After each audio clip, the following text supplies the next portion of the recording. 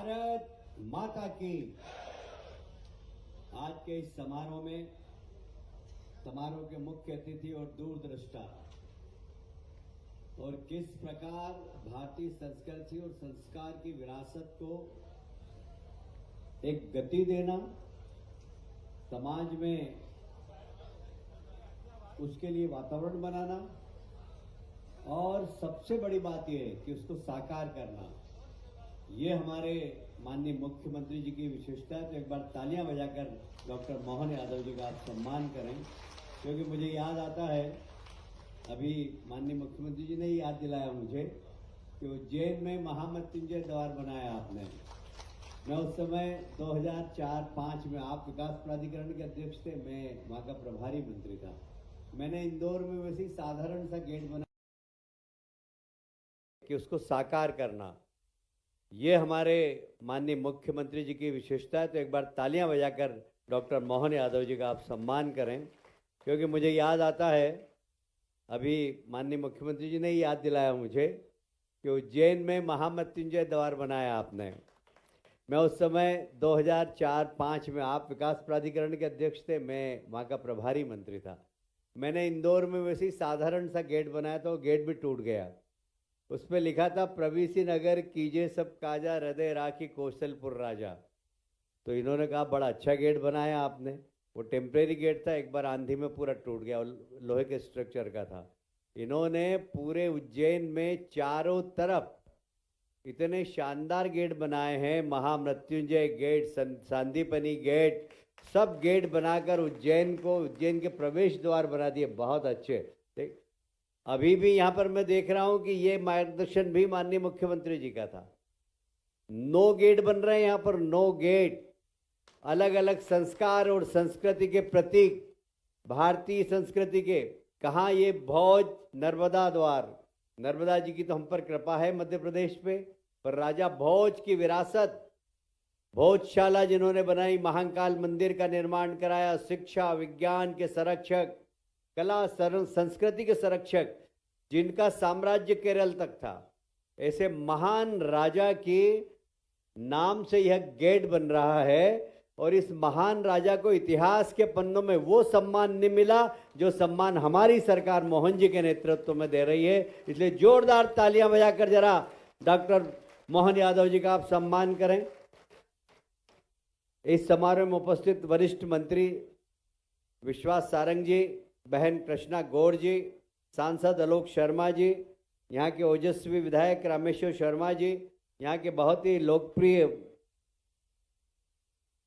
विधायक भगवान दास जी, महापौर माननीय मालती राय जी,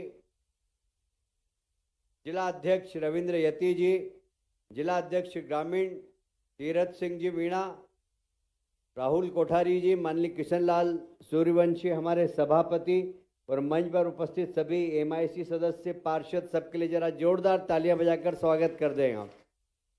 मुझे बहुत प्रसन्नता है कि भोपाल नगर निगम ने, हमारे देश के प्रधानमंत्री कहते हैं आत्मनिर्भर भारत, हमने भी माननीय डॉक्टर मोहन यादव जी के नेतृत्व में आत्मनिर्भर मध्य प्रदेश और आत्मनिर्भर नगर पालिका और नगर निगम का सपना देखा है।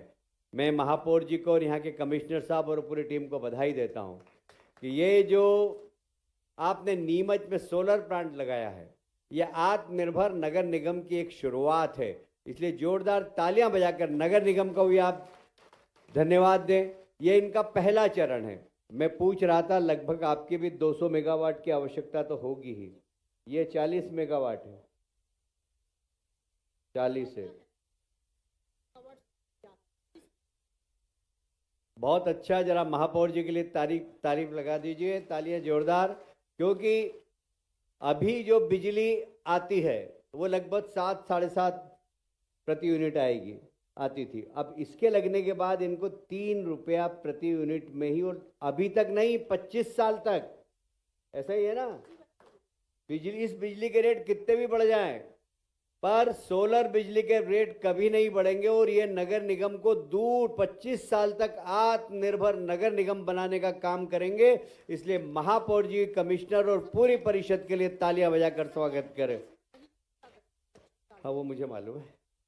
उसी प्रकार दो काम, गेट किसी भी शहर में अगर प्रवेश करते ही हमें लगता है कि यहाँ किस शहर में जा रहे हैं। यहाँ पर जब जैसे ही हम प्रवेश करेंगे, राजा भोज और नर्मदा महारानी के नाम से हम जैसे ही प्रवेश करेंगे, हमारे रामेश्वर जी कह रहे थे कि 7 गेट उनकी विधानसभा में बन रहे हैं। आप सौभाग्यशाली हो। कभी कभी बाहर की नगर विधानसभा को फ़ायदा भी होता है, कभी कभी नुकसान भी होता है। तो इसमें फ़ायदा मिल गया आपको कि आपकी बाहर की विधानसभा पेरी फेरी की विधानसभा है और प्रवेश करने के रास्ते आपकी विधानसभा से ही हैं। इसलिए आपकी जवाबदारी है कि भोपाल में जो भी प्रवेश करे वह महसूस करे कि हम इस प्रदेश की राजधानी में जा रहे हैं। और इसलिए ये जवाबदारी माननीय विधायक जी की भी है। मुझे बहुत प्रसन्नता है, इस मंच पर विश्वास सारंग जी बैठे हैं, खेल कूद मंत्री हैं, और खेलों के क्षेत्र में मोदी जी का बड़ा ध्यान है। हमें कहते हुए गर्व है कि बड़ी मुश्किल से कभी किसी ज़माने में 2014 के पहले 1-2 ओलंपिक से मेडल मिल जाते थे तो हम लोग बड़े खुश होते थे। आजकल 10-10, 5-5, 10-10 मेडल मिल रहे हैं। ये सब मोदी जी की दूरदृष्टि और खेल सुविधा के लिए। ऐसे ही हमारे विश्वास सारंग जी भी खेलों के क्षेत्र में, माननीय महापौर जी शायद आपको पता है या नहीं पता है, मध्य प्रदेश कुश्ती महासंघ के आज भी अध्यक्ष हैं। खेलों के प्रति उनकी ज़बरदस्त रुचि है। मध्य प्रदेश खेलों में कैसे आगे बढ़े, इसलिए पिछले दिनों खेलों के क्षेत्र में मध्य प्रदेश ने रिकॉर्ड बनाया। पूरे देश में 4थे स्थान पर मध्य प्रदेश रहा। इसलिए तालियां बजाकर जरा स्वागत करें। देखिए, जब विजनरी मुख्यमंत्री हो, विजनरी प्रधानमंत्री हो, तो मंत्रिमंडल के हर सदस्य की जवाबदारी होती है कि उस दिशा में, उस विजन के अनुरूप काम करे। मुझे बहुत प्रसन्नता है, जैसे भोपाल में, इंदौर ने भी लगभग 250 मेगावाट इसी प्रकार सोलर प्लांट बनाने का निर्णय लिया है। पर इंदौर ने भी गेट बनाने का निर्णय नहीं लिया है। मैं आज शाम को जा रहा हूँ 4 बजे, कल हमारी कैबिनेट मीटिंग का निरीक्षण करूँगा। वहाँ नगर निगम के अधिकारी भी रहेंगे। उनको आज निर्देश दे दूँगा कि मुख्यमंत्री जी ने जिस प्रकार भोपाल में चारों दिशाओं में गेट बनाए हैं, उसी प्रकार इंदौर में भी अच्छे गेट बने। एक बार मुख्यमंत्री जी से सलाह लेकर, क्योंकि हमारे इतिहास की जानकारी हमारे मुख्यमंत्री जी को बहुत ज़बरदस्त है। उनसे उनकी कोई जोड़ नहीं है इस मामले में। कौन से राजा ने कहाँ तक उनका साम्राज्य था, उस राजा की विशेषता क्या थी, ये अगर सीखना हो तो मोहन जी के क्लास में बैठ के सीख सकते हो। जब भी मैं उनके साथ बैठता हूँ कुछ नया, कुछ नई चीज़ सीखता हूँ। तो ये एक मोहन जी की विशेषता है। भगवान कृष्ण के बारे में जितनी जानकारी है वो अच्छे अच्छे भागवत कहने वालों को भी इतनी जानकारी नहीं होगी जितनी मोहन जी को जानकारी है। और इसलिए बड़े हमारे विजनरी मुख्यमंत्री हैं, उनके नेतृत्व में हम सब लोग मिलकर काम कर रहे हैं। भोपाल ने इसकी शुरुआत की है, इंदौर ने शुरुआत कर दी थी, भोपाल दूसरे नंबर पर है। बाकी नगर निगम और नगर पालिकाओं को हम आत्मनिर्भर कैसे बनाएं, इस दिशा में हम काम कर रहे हैं। मुझे उम्मीद है माननीय मुख्यमंत्री जी के आशीर्वाद से मध्य प्रदेश की जितनी नगर पालिका और नगर निगम है वो आत्मनिर्भर होगी, जनता की सेवा करेगी, और जो प्राथमिक आवश्यकता है नागरिकों की वो उनको मिल जाए, इसके लिए हम लोग सब मिलकर प्रयास करेंगे। मैं एक बार फिर से भोपाल नगर निगम को बहुत बहुत बधाई देता हूँ, शुभकामनाएं देता हूँ कि उन्होंने बहुत अच्छी शुरुआत की है।